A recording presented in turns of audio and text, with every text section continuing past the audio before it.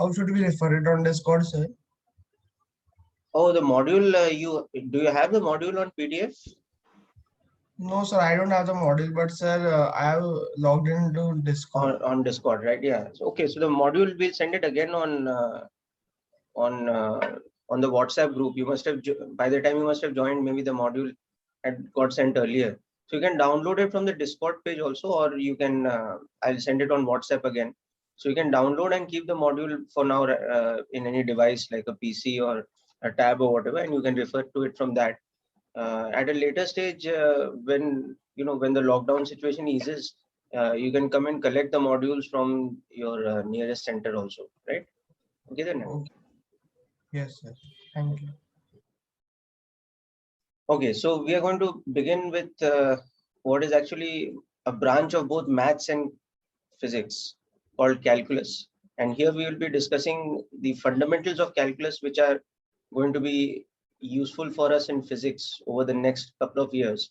So this is called basic calculus. You will be doing a more advanced calculus in mathematics also, more advanced study of calculus in mathematics in class 12th. Okay, but this will be more than enough, more than sufficient to understand the aspects of calculus that we need in physics. Okay. So before we get into the subject of calculus directly, because it's going to be something very new for us, okay, let's try and understand the importance of calculus, why it is important in physics, and what it is exactly. So let's start with something very fundamental before this. Okay, that what is physics?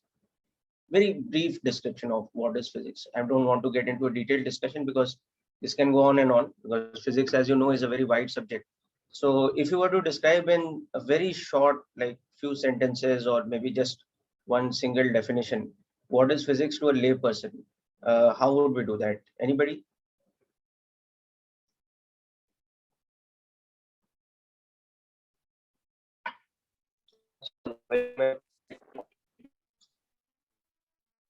Yes, Vedant? Sir, Yeah, can Harsh. I? Yes, Harsh, go ahead. Sir, physics is a subject or a branch of science that helps us govern the laws of universe. And it also helps us predict the future and tell us why or how does the law work. Okay, very nice. So you've talked about laws of the universe. Okay. Anybody else? Yeah, I'm receiving some messages also. Okay. It is study of how the universe functions. That is what Vedant has mentioned. Manya has mentioned study of working of basic machines and happenings of surroundings. Okay. All right. So more or less, all of you are saying that the same thing, that it predicts about how various things in the universe work according to certain laws. But is there more specific? Is it something specific about the universe? Aditya has mentioned that it is study of the functioning of nature. That's also true to a certain extent. Okay, study of matters, another answer. So we study matter also as part of physics. Okay. Now, what I'm trying to say is that if I say it is the study of nature, or it is the study of the universe around us, or various such things, is physics more specific than that, or is it really like that? Like, for example, even the study of organic materials or cells, etc., is part of the natural universe. It is part of nature around us. It is part of the universe around us. Or even if we say that we are the study of neurology, brain function, okay, or the study of literature, history, all that is also part of the universe. Okay, so that is, as you know, not physics. Okay, so yes, very good. Now I've got a very nice answer. It is from Amani Yadav. So Amani says that it is a study of physical phenomena. Okay, so in fact, that is how I would also describe physics, that it is the study of all physical phenomena.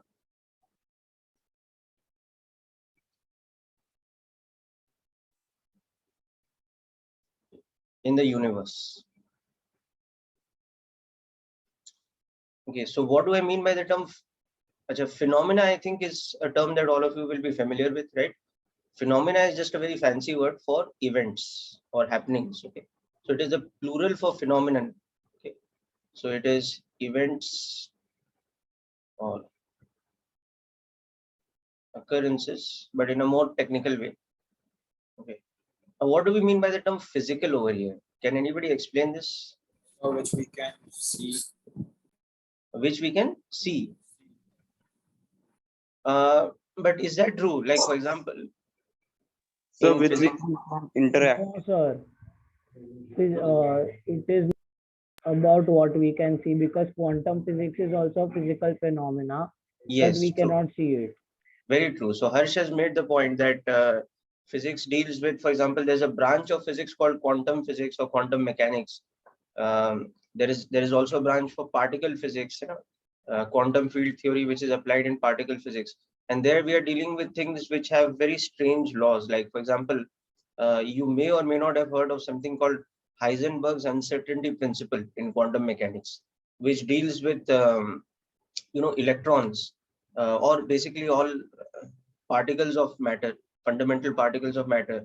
It says that we cannot trace the momentum and position of a particle simultaneously at any instant. So if we know the momentum, we cannot trace the position. If we know the position, we cannot trace the momentum.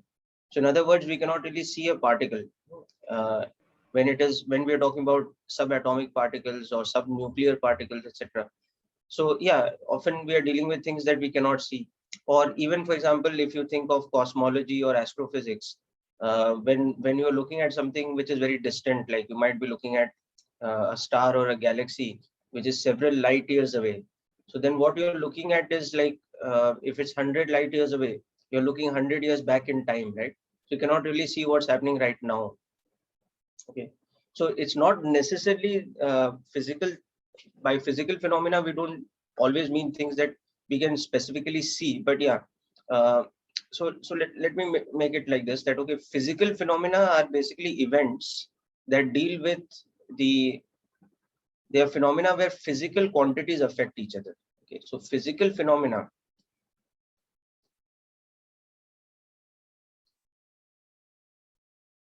they are events or phenomena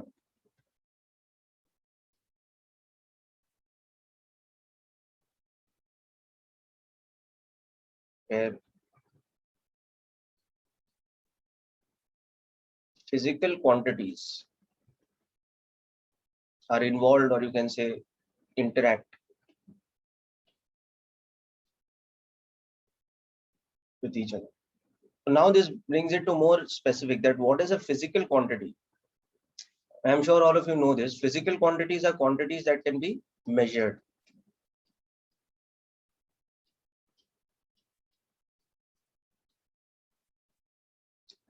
Okay, of course, not everything can be measured to 100% accuracy. So when we go down to the quantum mechanical world, okay, measurement becomes something a bit more complex. Okay, but yeah, in most parts of physics, measurement is something that is reasonably precise, or we can define measurement up to a level of precision that we want.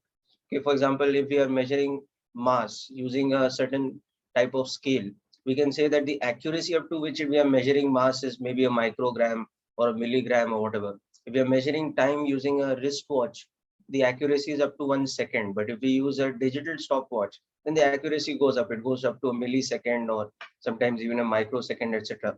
So measurement is something which is very central to physics. Okay, and it tells us the difference between quantities which are physical and non-physical. And in physics, we are always dealing with phenomena which are about how physical quantities are interacting with each other.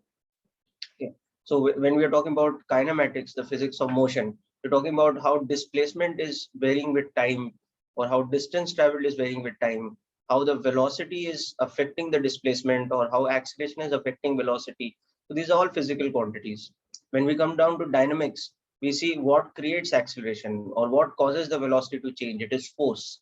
So again, the interaction between different physical things, they can happen through force. As you know, there are fundamental types of interaction or fundamental types of force, like gravitational force, electromagnetic force, nuclear forces, subnuclear forces, which are called the electroweak forces, etc. There are forces between physical systems, like there is frictional force, there is normal reaction contact force, etc. So these are all different ways in which physical quantities interact with each other. Another form of interaction is through work energy, right? So when a system, when one part of a system interacts with another, there is exchange of energy in the form of potential energy or kinetic energy or radiation energy, etc. Okay, so physical quantities are something very important in physics, and we always deal with quantities which are measurable, right? So now talking about physical phenomena, the range of physics is extremely wide. Okay, so just to give you an idea, when we talk about all physical phenomena in the universe, we literally mean the entire universe. Okay.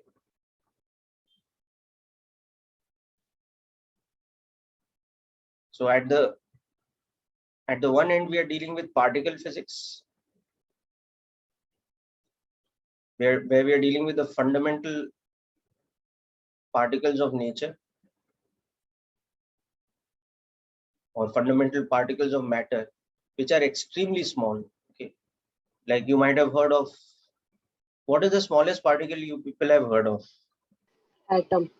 Quark. Quarks. Quarks. Okay, what is a quark? Can anybody elaborate? Fermion. Sorry, Sir, quark is a type of fermion. quark is a type of fermion. Very good. What are quarks made of? I mean, what is made of quarks? Protons and neutrons. Protons and neutrons. Very good. So it is the fundamental excuse me, it is the fundamental building blocks of subnuclear particles of protons and neutrons. So they're extremely small. Okay, anybody heard of anything smaller than a quark?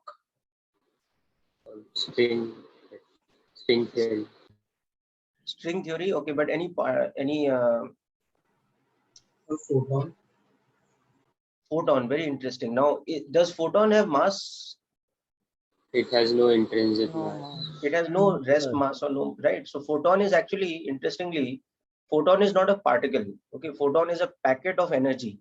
Though photon itself is something which is a single photon is something which has very small amount of momentum. Okay, but it does not have rest mass. Hence, photon doesn't really come in the category of particles.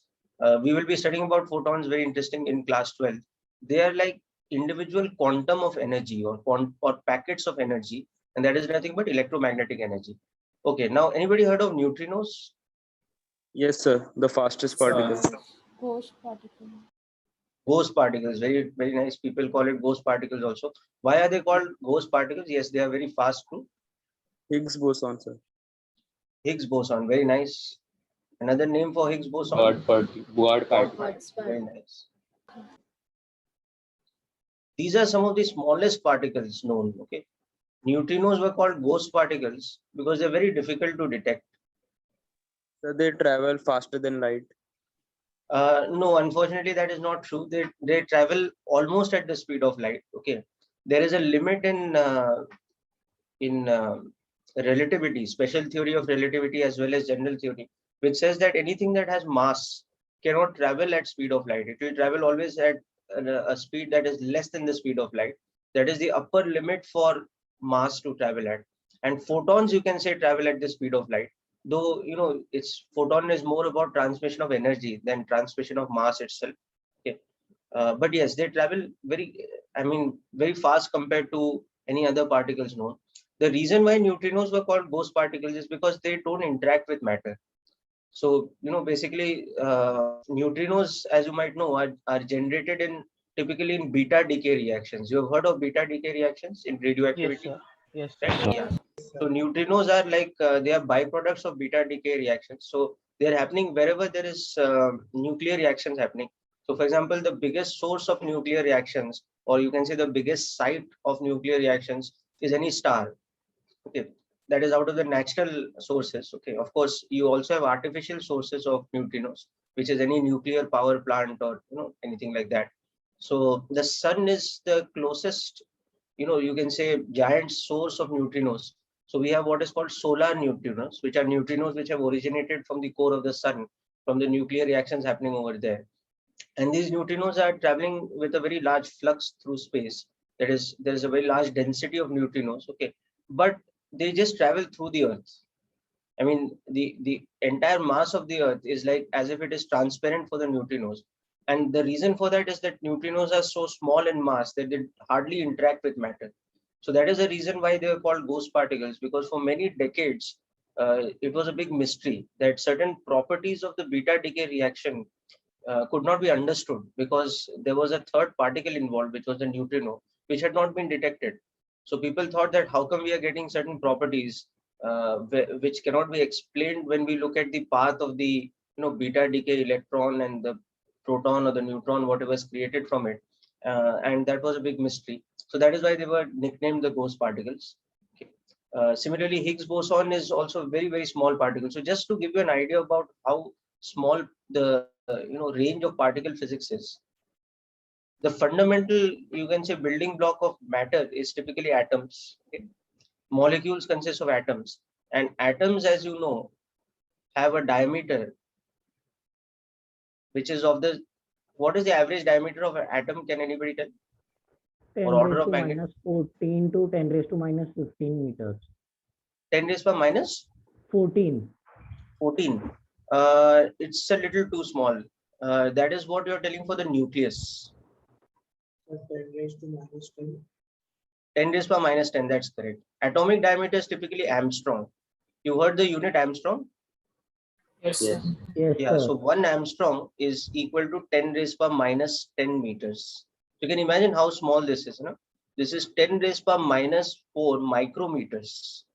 So it's like, 1/10,000th of a micrometer. And 1 micrometer, as you know, is 1 millionth of a meter. It's extremely small. But when we go down to the nucleus, which is the core of the atom, where all the mass of the atom as well as the charge of the atom. Okay, so it has a charge of plus QE, where Q is the atomic number. And typically it has the entire mass of the atom is contained in the nucleus. Because as you know, electrons are very light compared to the neutrons and protons. So electrons occupy a very large amount of space in the orbital motion, but they hardly have any mass compared to the nucleus. Now the nucleus has the entire positive charge and almost the entire mass of the atom, which is packed together in a very small space. Okay, so that one is of the diameters of the order of what we call Fermis. And Fermi is 10 raised per minus 5, minus 15 meters, or 10 raised per minus 5 Armstrongs. So you can imagine that, if you're talking about the within the variation of distance, or so if you compare the size of the Earth, let's say, then the nucleus would be the size of a small city. That's the kind of order of magnitude we're talking about. So the entire mass and charge of the positive charge of the atom is stored in like that very small core. Now compared to the nucleus, these are much smaller. Okay, so again, if you compare the size of the nucleus with the size of the neutrinos or the Higgs boson, it would be literally, they are so small, so tiny, that compared to the nucleus, they are uncomparable. So that is the smallest of the things that physics deals with in particle physics. And on the other hand, you have, on the other end of the spectrum, you have the branch of physics which deals with, let's say, cosmology, which is the study of the universe or the cosmos, or astrophysics. And there we are dealing with galaxies, okay, star systems, etc. And there we are dealing with things where the distance might be of the order of million light years. So a distance of million light years, you can imagine how much that is, right? 1 light year is the distance which is equal to the distance traveled by light in 1 calendar year. So 1 light year is literally speed of light, which you people know is approximately 3 lakh kilometers per second, or 3 into 10 raised per 8 meters per second. So 60 seconds per minute, 60 minutes per hour, 24 hours per day, 365 days in the year. So it's a huge amount of distance. And there are galaxies and star systems which are millions, sometimes even billions of light years from each other. So we are talking about an enormous scale in terms of size and complexity. And physics deals with that on the other hand, and everything that comes in between.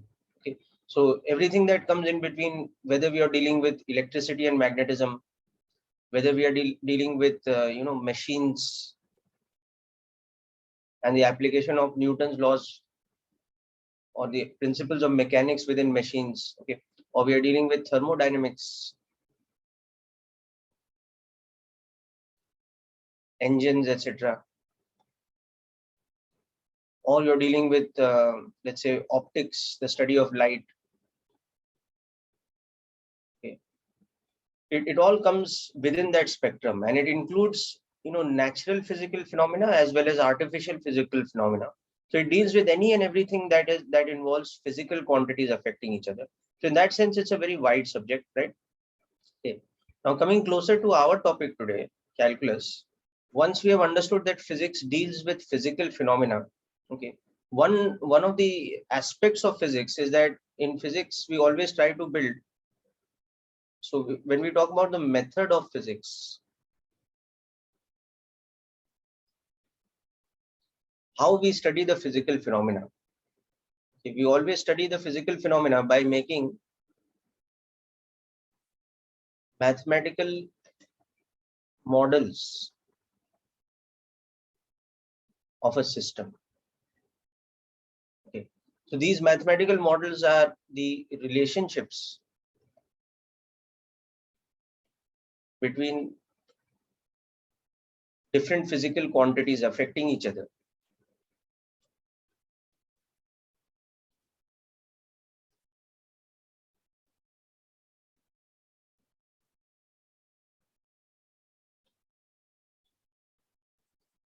Okay, but expressed as mathematical equations.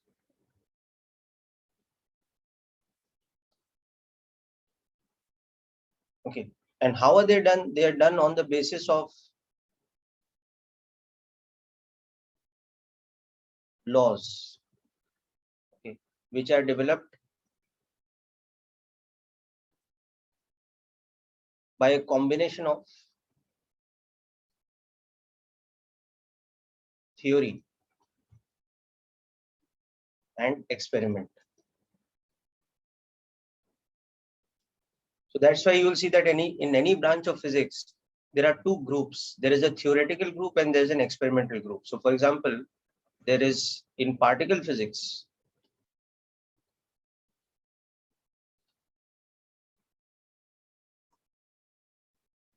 there are two groups. There is the experimental group and there is the theoretical group. Okay. So the purpose of the experimental group is always to conduct more and more, intense experiments, which shed light on the nature of particles and how they interact with each other. Okay, and the theoretical group's purpose is then to try and develop the mathematical model of the interaction between the particles, which the experimental group has demonstrated through experiments. So that is how physics works. Okay, whether we talk about something very complex like particle physics, or we are dealing with something more simple in physics, like let's say the physics of current electricity or the physics of conduction. So there is an experimental side to it and there's a theoretical side to it. So for example, when we are talking about how electrical conduction happens, the theoretical side will explain why certain materials are conductors, certain materials are non-conductors.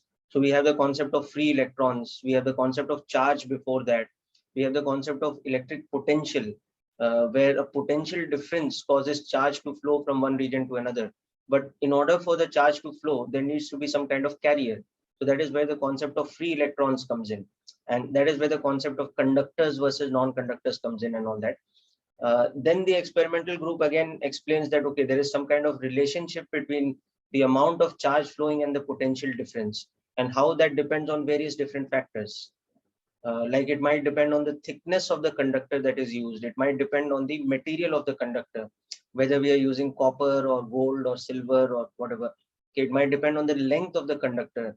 So then the theoretical group goes back and explains that, okay, there's some kind of formula like Ohm's law, that potential difference and current are proportional to each other, but there is some such property as resistance.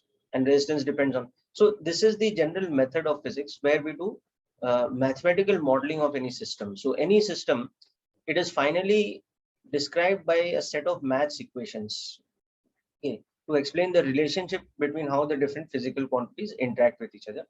Okay. And these relationships are built on laws, which are built on the basis of experimental evidence as well as the theoretical explanation of those experimental evidence. Okay. Those together combine to form what we call the laws of physics. Okay. So since we are talking so much about physical quantities, and now we have seen we have to do mathematical modeling for them. Okay, so we understand that physical quantities affect each other.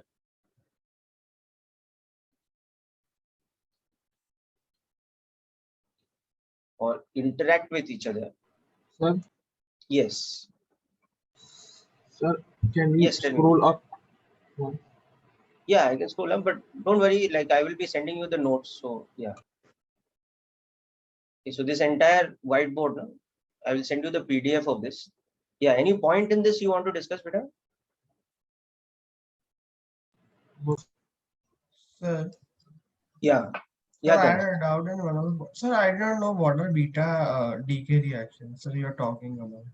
Oh, what is a beta decay reaction? Okay, you can find out about it. It's a nuclear reaction. Okay. Okay, beta decay reaction happens in unstable nuclei. You might have heard of alpha decay then.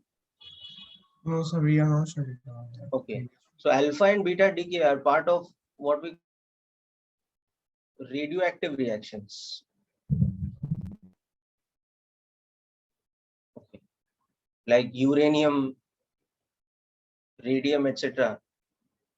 These are unstable nuclei which radiate and the nucleus undergoes changes. Okay, so if you haven't heard about it, don't worry, because I know your class 9-10 syllabus in many cases has been curtailed because of the lockdown.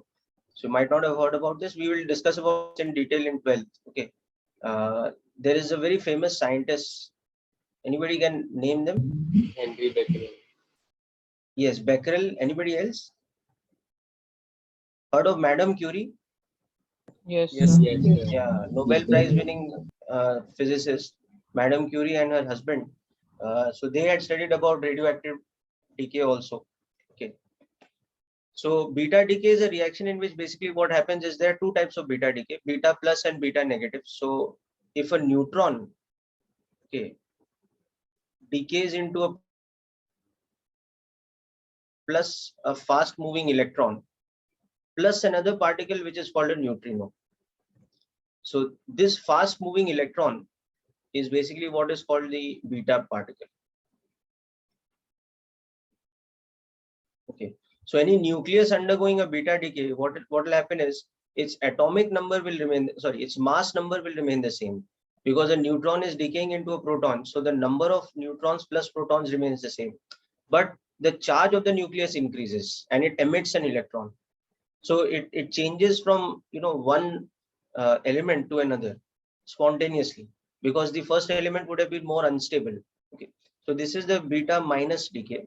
Similarly, the opposite of this can happen. Okay, a proton can decay into a neutron plus a particle which is called the antiparticle of electron. So this is called a positron. So in this case, this is the beta particle plus another neutrino. Okay, so in this case, whatever nucleus is undergoing the beta decay, what will happen is that again its mass number will remain the same, but its atomic number will reduce by 1, because its charge will reduce by from Z to Z minus 1. Okay, and it will emit a positron, and it will also emit this almost, so this is the particle we are talking about, the neutrino. So this is an almost invisible kind of particle. It's a ghost particle, but this also exists. So this is like just in brief I'm telling you, because on its own it's a lengthy subject. Okay, radioactivity, but yeah, you can search about this and on the net also, and you can find out, or any standard textbook of 10th also will have a section on radio. Yeah, now coming back to physical quantities and how they interact with each other.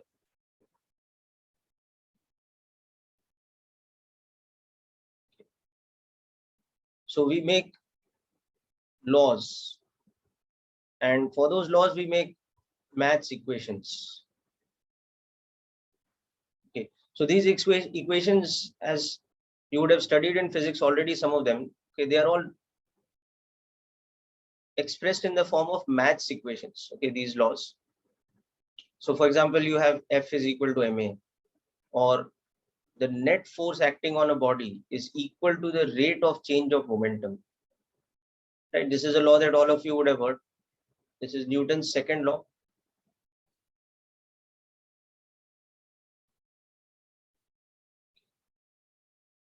Or you would have seen the relation that S is equal to ut plus half at square.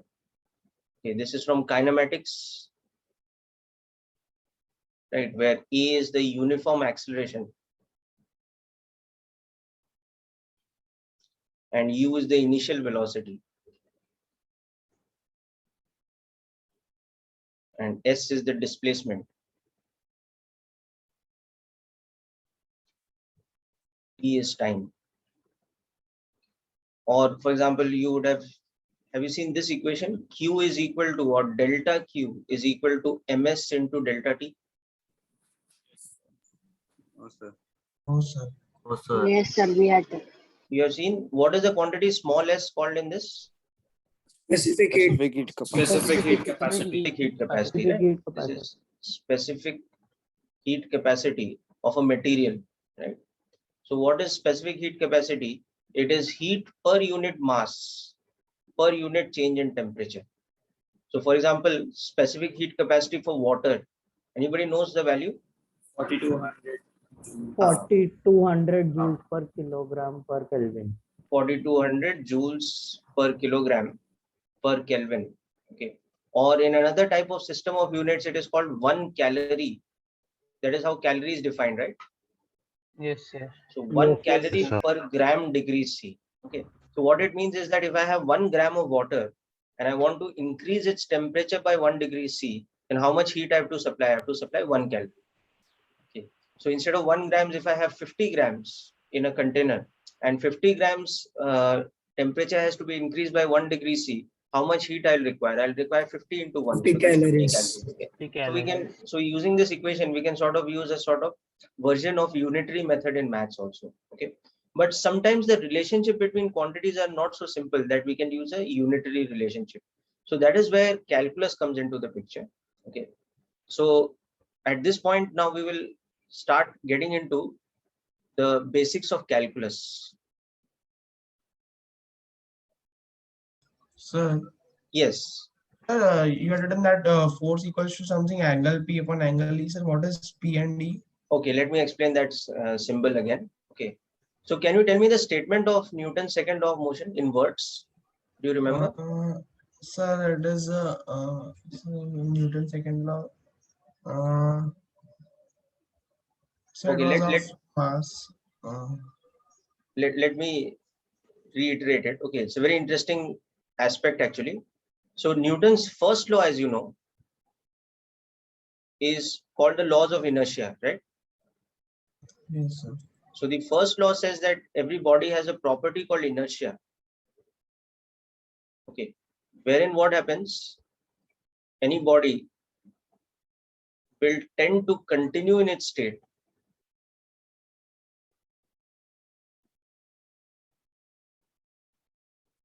of uniform motion, right, until and unless uniform motion, or rest for that matter, until and unless No external forces apply.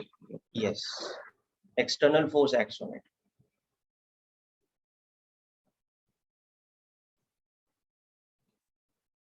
So this thing that it's stating that every body has a property of inertia. Okay, now if it's moving in uniform motion, how do we express the uniform motion? Like mathematically, what is the quantity that tells us about the uniform motion? Function. Sir, it's not accelerate. Yeah, it's not accelerated, so its velocity is constant. Yes, sir. Okay, so uniform motion, what it means that basically its velocity should be constant. Okay. So that means that if the body, like this object, let's say, is moving with a velocity which is carrying it in this direction, and it has a certain rate at which it is moving. So it covers certain amount of distance in certain amount of time. So uniform velocity would mean two things. One, that the direction of motion is not changing, and the other, that it's covering equal distances in equal intervals of time. So if direction is not changing, but velocity is changing, then sir, it's not uniform motion, right? Yeah, if the direction is changing, then the velocity is changing. So if the Because direction velocity- is not changing, but the velocity is changing, sir. Speed is changing. Even then the velocity will be changing. Okay. So uniform motion basically means two things, that velocity is constant. So velocity being constant means two things, that one, its direction of moving is fixed, and the other, that the magnitude of the velocity is fixed. That means it covers equal distances in equal intervals of time along a fixed direction. Clear now what we mean by uniform velocity, right? So velocity is what in technical physics we call it a vector quantity, right? The difference between vectors and scalars, you would have got familiar with this by now. Yes, sir. So anything that is a vector, it has two important aspects. It has a direction and it has a magnitude. So velocity is like that. Velocity, unlike speed, speed is a scalar, but velocity is a vector quantity. So when we say uniform motion, we mean that the velocity should be constant. That means both the aspects of the velocity vector should be constant. The direction should be fixed and the magnitude should be fixed. So that means it should be covering equal intervals of distance in equal intervals of time. Okay, so this is very easy to understand. For example, if you just take the case like this, that you have a fairly frictionless surface. Okay, so imagine you have actually created a perfectly frictionless surface, like a very well powdered surface of a carom board. Okay, is to a certain extent an approximation of a smooth surface. Okay, or if you have, let's say, created some kind of magnetic levitation, so there is no contact between this body and the surface, so there's no friction involved. So anyhow, let's take something simple, like a very smooth surface, and this body is given some velocity in a particular direction.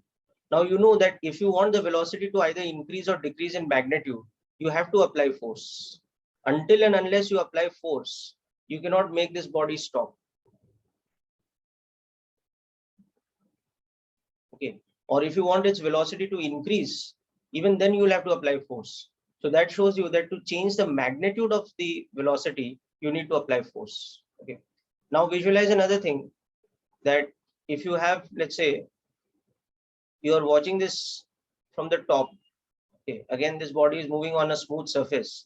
If it is moving like this, but you want it to turn like this, instead of continuing in the same direction, you want it to turn like this. So you'll have to, so in order for it to turn, you will have to create some force in this sort of direction. You'll have to create some force. Without that force, it will not be able to turn.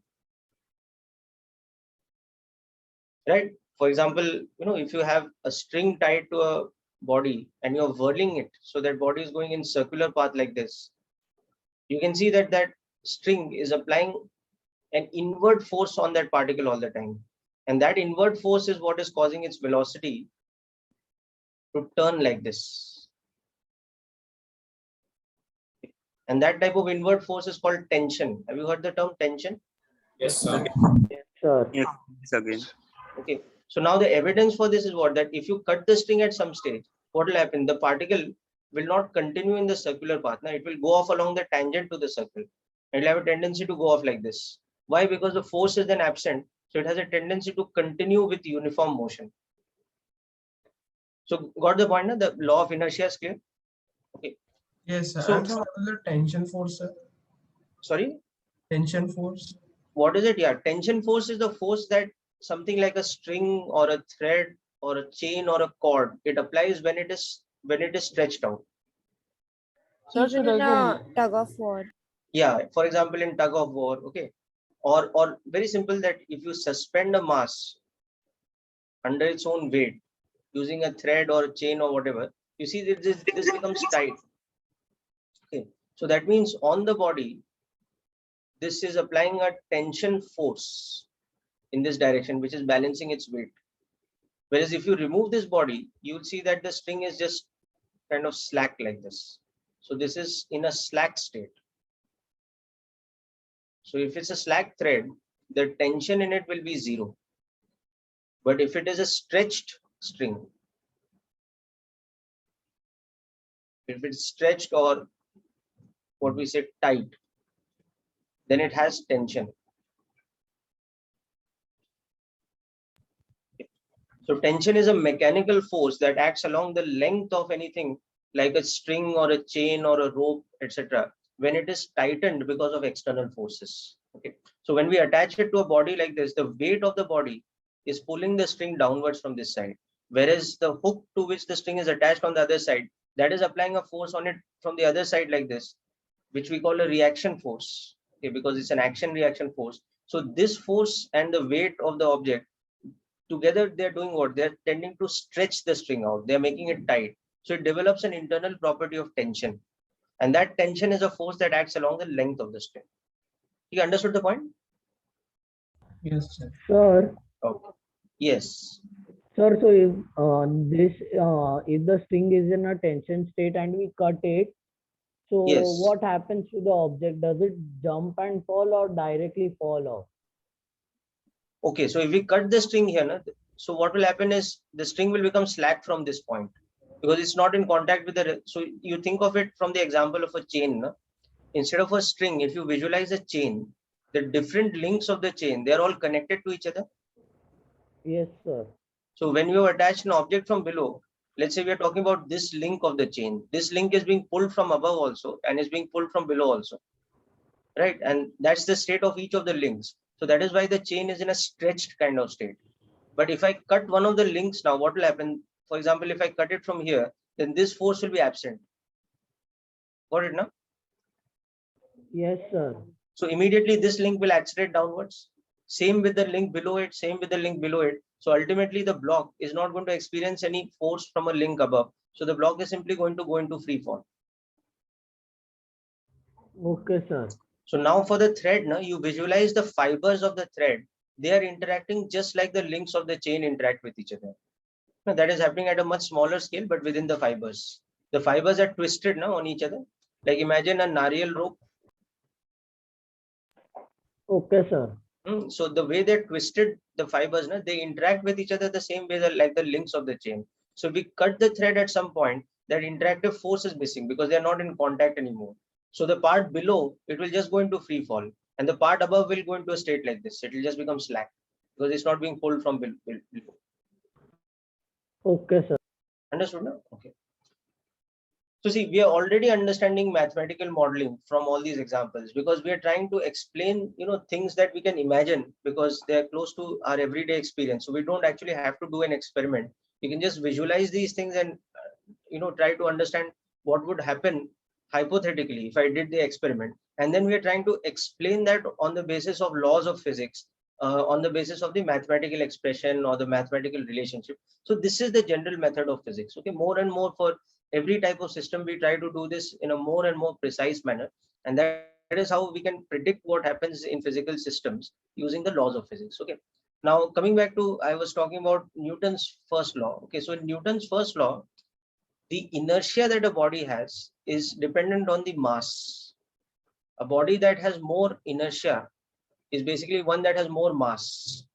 So if a particular mass is going with a certain velocity, okay, in order to stop it, we have to apply what is called impulse, or that is force over a certain amount of time. So if I compare two bodies with masses m and m prime, but moving with the same velocity, which one I have to apply more impulse on to stop? The one having more mass, right? So that is why the property of inertia is measured by the quantity mass. And that is why also we define another quantity called linear momentum. Yes, you've heard of the term linear momentum? Yes, sir. Right, it is mass into velocity. When you learn vectors properly, you will see that these are actually vector quantities. So you might have seen in the vectors lecture that they are given with an arrow on top, right? Yes, Yes, sir. Yeah, so linear momentum is a vector mass is a scalar, velocity is again a vector. So this is the proper definition of momentum as a vector quantity.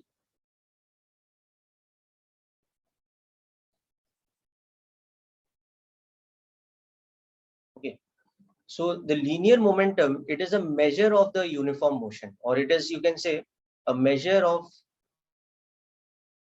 inertia and motion, both the things put together. Okay. So the second law, so the first law tells us that if there is no external force, then what will happen? This motion will remain uniform. So that means the linear momentum will remain uniform. So what the first law tells us is that if the net force acting on a body is zero, that is until and unless some external force happens, it continues in its state of uniform motion. That means its momentum remains constant. Okay. So again, if you're interpreting this as a vector quantity, then P vector remains constant. That means both the magnitude and direction of the linear momentum should remain constant. So the second law tells us what happens if net force is not zero. Second law tells us that if there is some force acting on the body, then we can define that the net force acting on a body equals to what? The rate of change of momentum.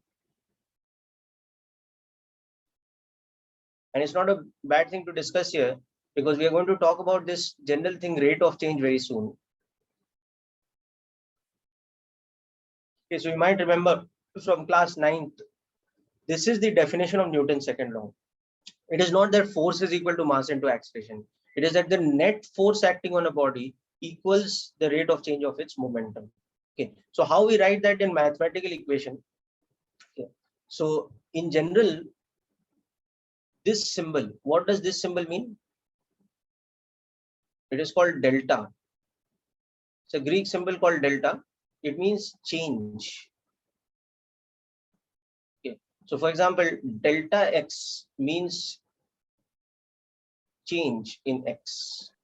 So delta x basically means the final value of x, let's say x2, minus the initial value of x, let's say x1. Okay, are you people familiar with this symbol delta? Yes, sir. Familiar? Yes, sir. Okay. We So are when, not having this. yeah, okay. So when we express this in a maths equation, this becomes like this, that the net force acting on a body equals to rate of change of momentum. So rate of change of momentum kaise define karenge? It is change in momentum Delta P. divided by the amount of change in time.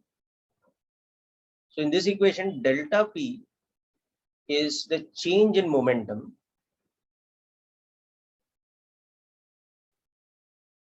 in a certain time interval.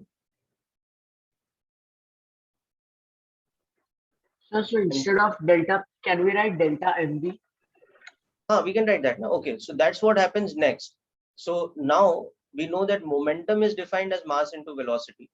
Okay, so we can also say that net force is the change in the quantity mass into velocity divided by the time interval. Okay, now typically if you're talking about if the body is of fixed mass, so these type of bodies are called typically what they're called rigid bodies. Okay, then what happens? Next step, we can take mass outside this. Okay, so delta into mv will become m into delta v if mass is constant. Correct. So that is how we get the next relation, that this can be expressed as m into delta v by delta t, but provided this is happening, provided the mass is fixed. And now we know that delta v by delta t is basically what it is, rate of change of velocity. Acceleration. Yes, rate of change of velocity with respect to time of change of. So that is defined as a linear acceleration. Okay. So that's how we get this relation, that net force is equal to mass into acceleration. But when we write this relation, there is a conditional statement, provided mass m is fixed or constant. Okay, what will happen if the mass is not fixed? We cannot write this statement.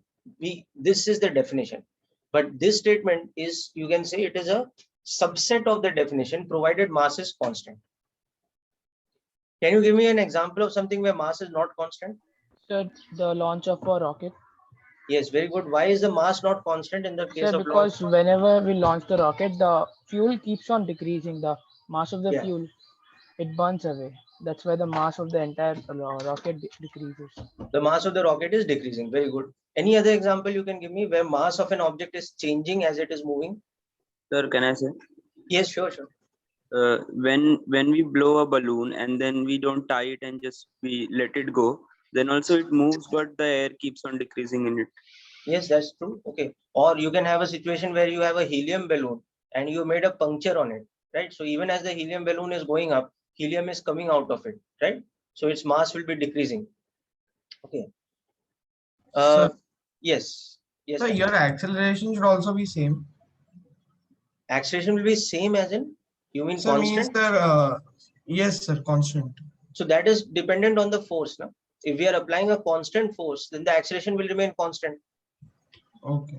Whereas if we are increasing or decreasing the force, then accordingly the acceleration will be increasing or decreasing.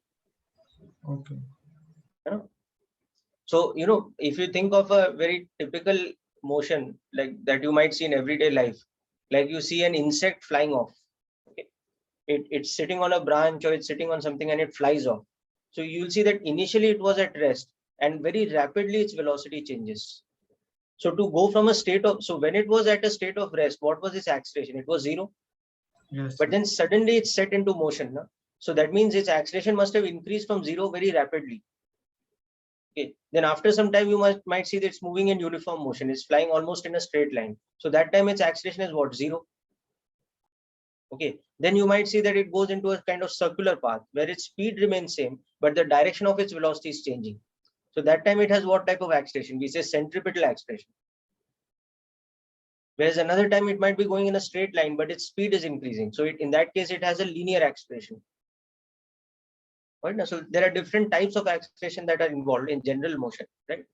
So acceleration may or may not be constant. That depends on whether the net force on it is constant or not. Okay. But yeah, coming back to our examples, that there are situations where mass is variable. Okay. But so for variable mass,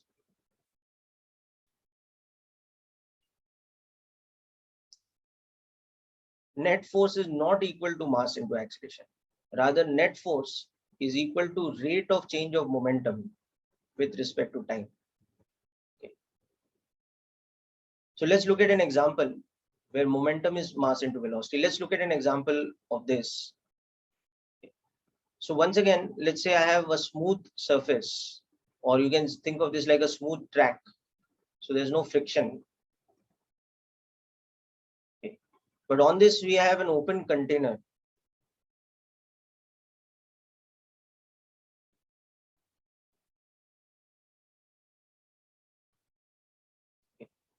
And what's happening is that it's raining very heavily.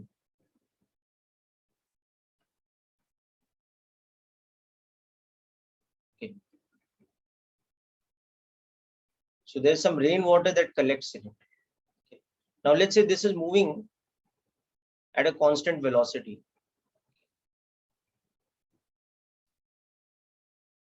So if this was at some time t, this is at some time t plus delta t. But what we notice is that it's still moving at the constant velocity. Okay. So the question here is that if the container is moving at constant velocity, okay, first of all, is there any net force acting on it? And then if there is, then how would we calculate it?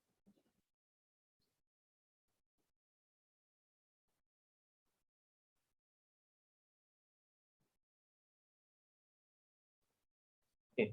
So what is the answer to the first part? Constant. Yes, sir. There is a force acting on it.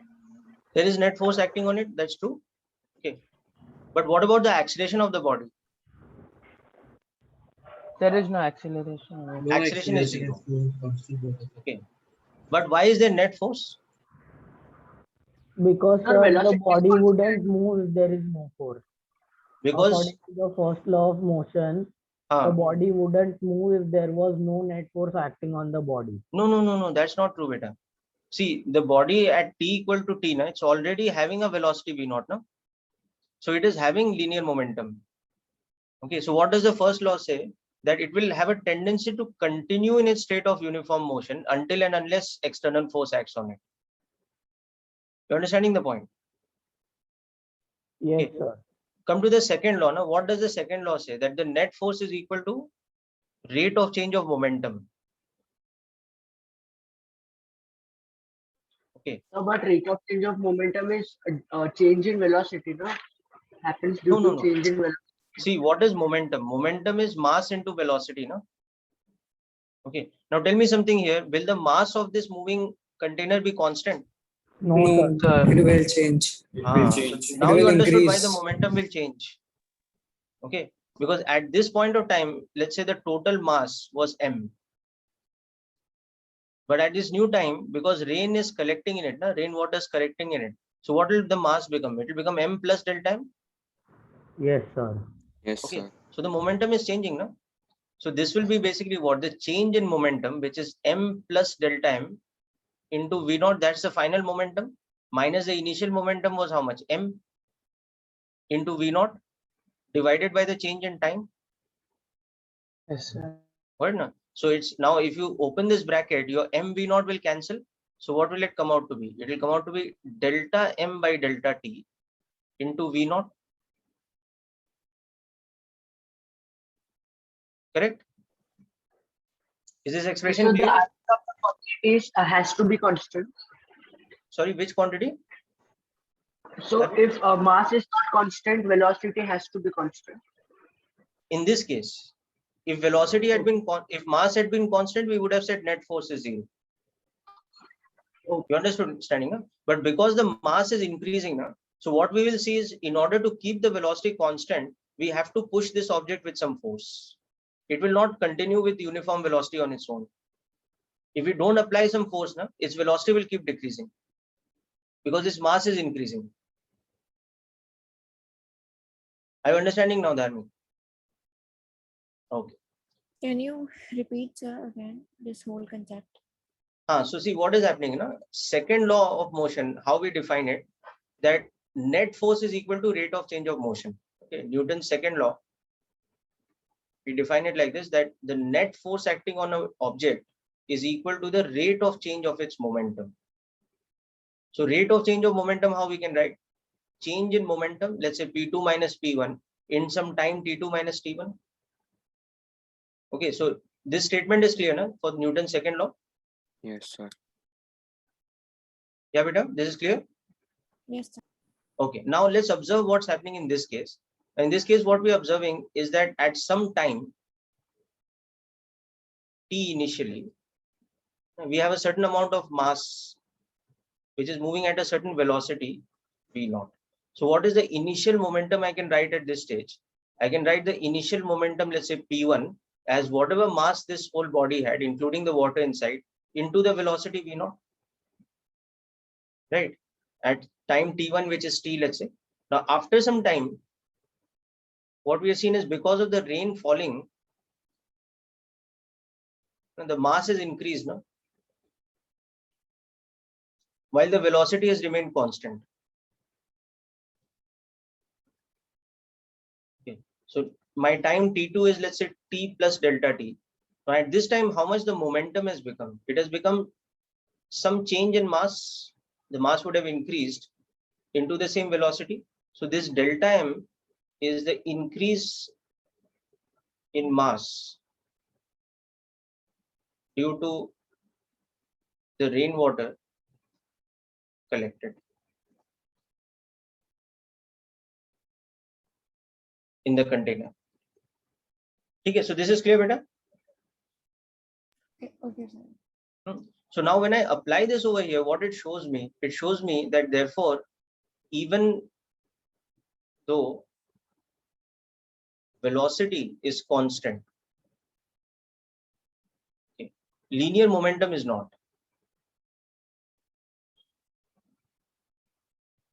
Momentum P is increasing. You can see that P2 is greater than P1 after time delta t. So that means net force is not equal to 0. Because what is net force defined as? It is defined as this. So this is that case where a body is moving at constant velocity, but we are having to apply some net force because its mass is increasing. Is it clear now? Sir. Yeah. So, sir, net force is only 0 when mass and velocity are constant, right? Yes, correct. When momentum is constant. So, and momentum is what? Mass into velocity. So obviously, and by velocity, we mean both direction and magnitude of velocity. Right? You might be going at constant speed, but in a circular path. So your velocity is changing. So you need some force. And that force is nothing but the centripetal force, which turns the velocity. Understood, no? Yes, sir. So in this case, how much will be the net force? The net force will be the change in momentum upon change in time. So that is nothing but the final momentum. You can see m plus delta m into v naught minus the initial momentum, which was m into v naught, divided by the amount of time, delta t.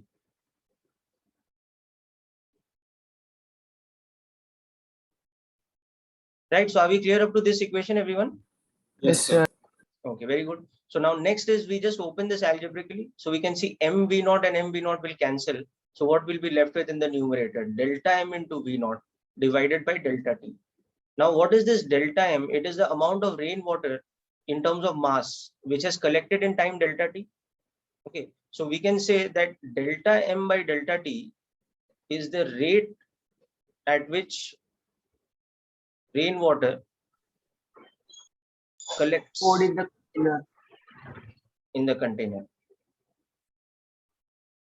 Okay, let us say it is some x grams per second. Okay, and v naught is, let's say, some y meters per second. So now I can see that my net force will become x grams per second multiplied by whatever y is the speed in meters per second. So I'll convert this grams per second into kg per second by multiplying by a factor of 10 raised power minus 3. So I'll get the force in what? Newtons. So I'll get whatever x into y into 10 raised power minus 3 kilogram meters per second square. So let's say x was, let's say, 20 grams per second, and the speed was, let's say, 10 meters per second. So my answer will become like this now. So this is 20 into 10 raised power minus 3 newtons. So it's 0.2 newtons. That is the amount of force I need to apply to keep this body moving at a constant speed of 10 meters per second. Provided it's collecting that much of rainwater, it's collecting 20 grams of rainwater per second.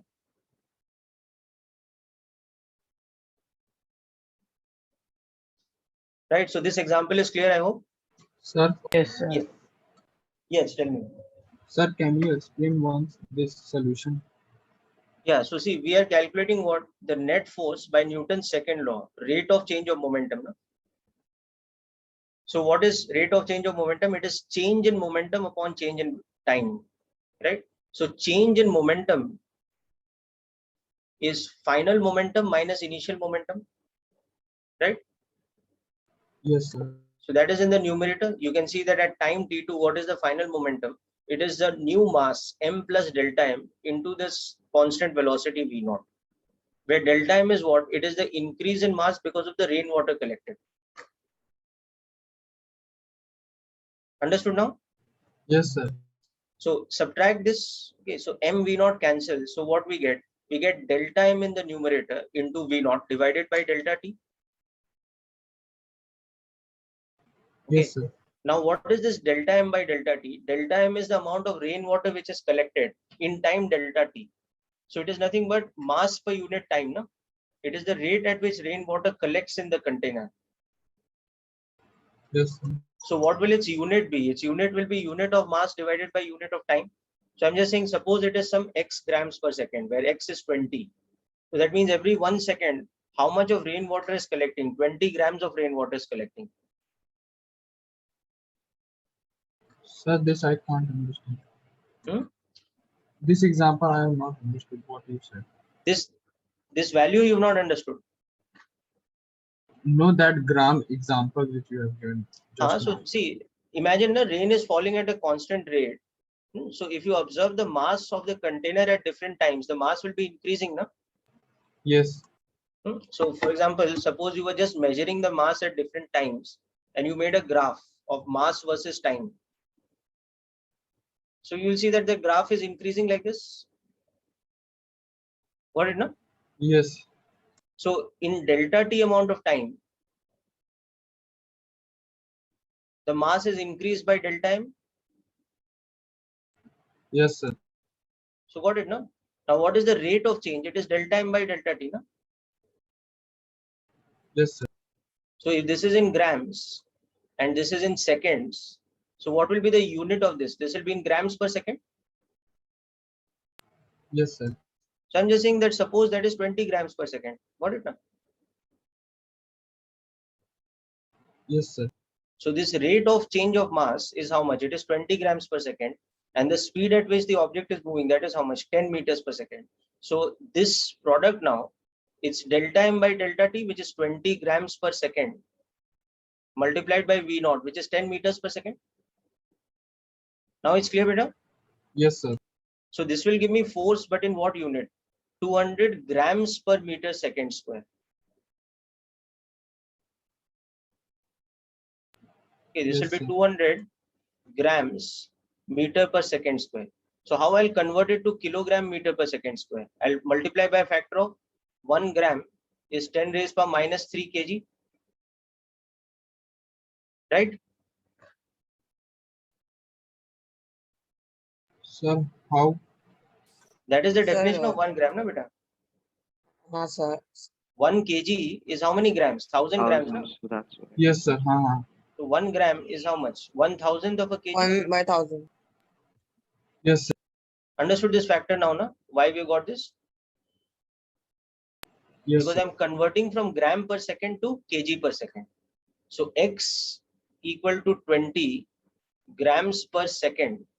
That is equal to how much? It is 20 into 10 raised power minus 3 kilograms per second. Yes, sir. All right, now it's clear 100%. Yes, sir. Oh, okay. Sir. Yes. So, as you told, it is 0.2 Newton for the net force. Yes. And like the weight should also be 20 grams and should be 10 meters per second. But sir, if velocity changes, so then the net force will also be changed, right? Then yes, very interesting. If the velocity is also changing and the mass is also changing, then it's more complicated how we'll find. You understanding? Yes, then. Sir, your net force equals to delta m into v naught upon delta t. Yes. Sir, here the velocity is constant, right? Yes, v naught is constant. So, sir, if we want to represent that velocity is not constant and it is fluctuating, so, sir, how can we represent that? So then that, as I said, that problem becomes more complicated, right? It becomes a little bit outside the range of our maths, but very soon with calculus we'll understand. Okay. So suppose we have a situation where the body's mass here is m and its velocity is v, okay, at time t. Now by the time we reach here, the mass is also increased. It's become m plus delta m. Okay. And its velocity is also increased. It's become v plus delta v. But the velocity is decreasing with the gain of mass. Okay, suppose that's happening, then you put this as minus. Okay. Suppose that's happening. Hello, sir. Yes. Sir, actually, I forgot the value of delta. Delta stands for what's delta? Delta is change, beta. The term delta is a change. So delta x, for example, is a change in whatever x is. delta m is a change in whatever mass is or m is. Understood now? Yes, sir. Okay. So suppose this has happened, the velocity is decreased and the mass is increased. So what is the momentum at this stage? It is the new value of mass into the new value of velocity. Okay. And what was the value of momentum here? It was mass into velocity. So what is the change in momentum now? That is P2 minus P1. So that will become m plus delta m into v minus delta v. This is the final momentum minus the initial momentum. So you can see that it's something quite complicated. When you open this bracket, mv will cancel out. So we will have delta m into v minus m into delta v. Okay, minus delta m into delta v. This will be the change in momentum. Okay.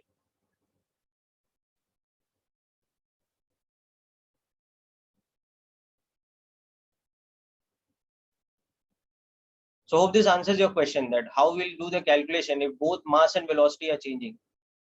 Yes, sir. Sir, Yes. here we got to know that the mass was increasing and the velocity was decreasing. That was just because of the friction, right? Like if it's a frictionless Yeah, surface. it can be because of friction, it can be because of air resistance, okay, or it can be even in the case of a smooth surface. But if we are not applying any net force, then automatically velocity will decrease because the momentum has to remain constant. Okay. Okay, so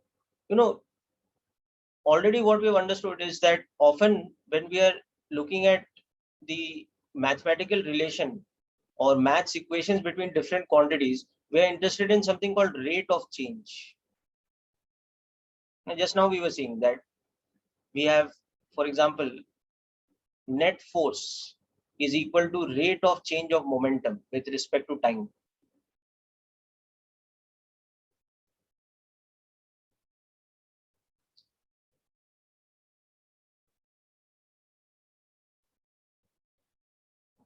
We have another example that acceleration is rate of change of velocity with respect to time, or we have velocity is rate of change of displacement with respect to time. This is the definition of velocity.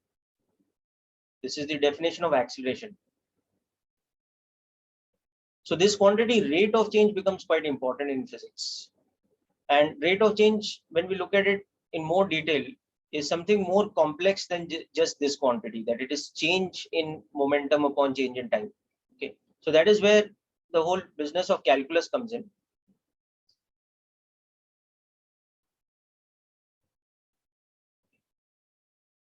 Calculus has two parts. The first part is called differential calculus. You might have heard the term. Yes. So differential calculus. Sir? Yes. Sir, if the rate of momentum is and the force is constant, so can we find the velocity? If the force is constant, then from that we can find the uniform acceleration. Yes, provided sir. mass is constant. Yes, you're understanding? Yes, sir. So for example, if a constant force of 5 newtons acts on a body of mass 2 kgs, so what will happen? The acceleration will be 2.5 meters per second square. It will be constant. Yes, sir. So once we know the acceleration, we can find out the velocity by using the standard relation that b is equal to u plus at and all that.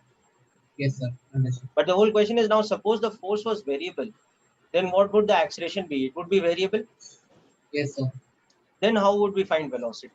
So as of now, we don't have a method, but by learning calculus, we will develop a method. Okay, sir. So you're understanding now? So calculus is for the next level of relation of analysis of these type of equations. Understood. Okay, so differential calculus, the first part of it, it deals with this quantity called rate of change.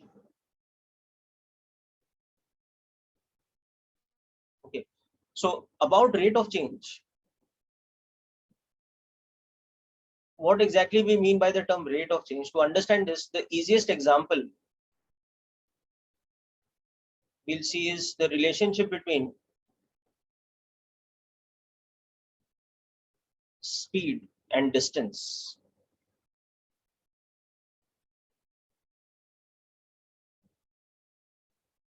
Let's say we are denoting speed with V, not velocity, and we are denoting distance with S, not displacement.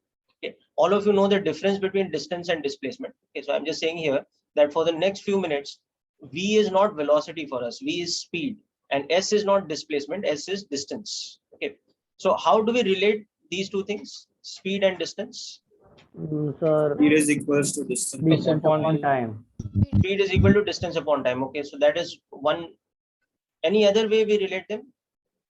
So distance is equal to speed into time. Okay. Or do we also say that speed equals to rate of distance covered with respect to time? Sir. ऐसा भी बोलते हैं ना?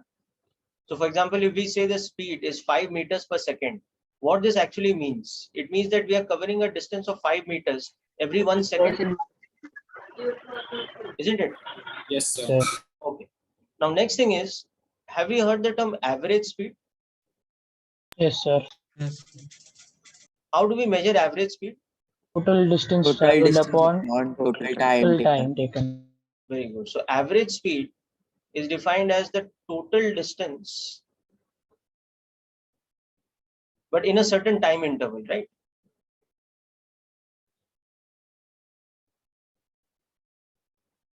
Divided by the total time interval. Okay. So, let's say I ask you, what is your average speed? The question doesn't make sense. No? I should ask you, what is your average speed between, let's say, 12 o'clock and 12:30? Then the question makes sense. Let's say you were making a journey. So to understand average speed, I have to specify what interval of time I'm talking about. No? Whether I'm talking about a 1 hour interval of time or a 2 hour interval of time, because it will change from time to time. Right? So average speed, it is defined for a certain time interval. Let's say t equal to t1 to t2. Okay. So in that time interval, the average speed becomes the total distance traveled divided by the total time, where delta S is the distance in the time interval delta t, which is t2 minus t1. Okay.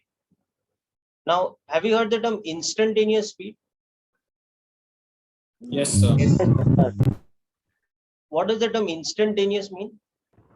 Sir, at that At an instant or at that moment. Instant of the time. Okay. So the term instantaneous comes from the term instant. So it basically means speed at an instant. At that point of time. So, sir, the speedometer shows the instantaneous speed, no? Yes, very true. Okay. At an instant or a moment. So what do we mean by the term instantaneous speed? What does the speedometer actually measure? Sir, the speed at that particular second or minute.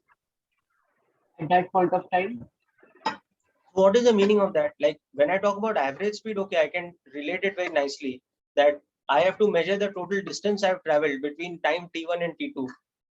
Okay, so if I tell you, okay, if I say that I was making a journey today morning and you ask me what was the average speed between 8 and 8:30, all I have to do is I have to measure the distance of the path I've traveled between 8 o'clock and 8:30 and divide that distance in meters by time in seconds or whatever, and that will give me the average speed in meters per second. But if I was traveling in a car and at a certain moment the speedometer showed me that my instantaneous speed was 40 kilometers per hour, what does that actually mean? Does it mean that I'm going to travel 40 kilometers in 1 hour? Sir, But at that time, that's how much, that's the speed. So it doesn't necessarily mean I will cover 40 kilometers in 1 hour, no? Because I might accelerate, so I might cover more than that, I might decelerate, I might cover less than that. So instantaneous speed changes from moment to moment. No, typically when we are making a journey, the reading of the speedometer will very rarely remain stable. No? It will keep moving from instant to instant. So how does the speedometer actually measure instantaneous speed? You're saying, what you're saying is correct, that is the speed at that instant. But what do we mean by at that instant? I'm not going to cover 40 kilometers in 1 hour. So what do I mean by saying that my speed is 40 kilometers per hour? Achha, have you thought how the speedometer reads? What does it measure? How does it make the measurement? So it's like it's somewhat predicting how much, if you continue at the same speed, this is how much distance you're going to cover. It's predicting that. So how is it predicting? Based upon RPM of. Yes, very good. It measures RPM. What is RPM? Can you explain? Rotations per minute. Rotations per minute. Okay. So in other words, it is measuring the number of rotations that the wheel is making per minute. So from that, it can calculate the time period of the wheel. Right? So if a wheel is making, let's say, 60 RPM, that means in 1 minute, how many rotations is making? 60? Okay. Yes. So that means one revolution is going to take how much time? 1 second. 1 second. Okay.